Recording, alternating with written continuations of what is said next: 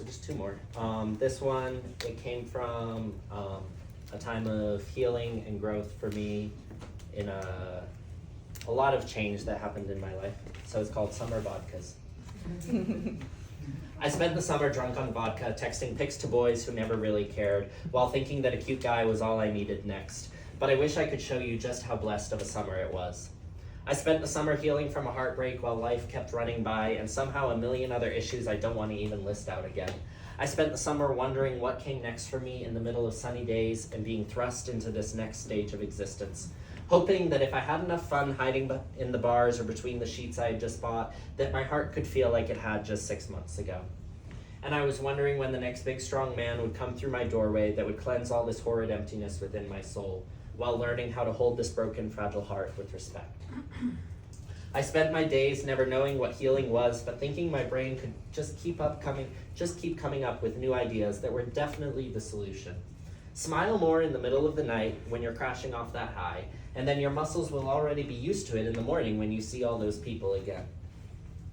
And after all, what can you do at this point? Your future crashed to the ground as your present was coming to its end, and your heart thought it was okay because it had already learned to never trust a soul.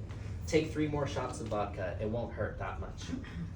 It can't hurt more than what we've already been through, and haven't I already told you, I'm finally immune to heartbreak. Immune to having to ever mourn anything with this little soul. Or so that's what the drinks at 3 a.m. told me that night. But oh blessed summer of craziness and loss, of never really knowing what healing was and somehow being okay with the insanity of the unknown. When I knew I was a cascade of grief and feeling lost, and somehow I knew that Mother Earth could still pick up those pieces. Learning that sometimes it's okay to fall apart when you're broken, I spent the summer appreciating the ways a person can break your heart and the ways that your soul of stained glass can shatter and still magnify the sunlight. It's not your job to immediately bend down and start picking up those shards. Let the sunlight scatter like diamond streaks in the middle of the river of your tears.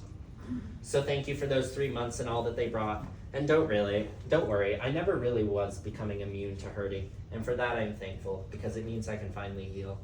And I finally went back to therapy this week. I gave myself permission to fall apart and break. And now I'm giving myself permission to be better than they ever deserved. We lose some and we gain some, all in a beautiful summer.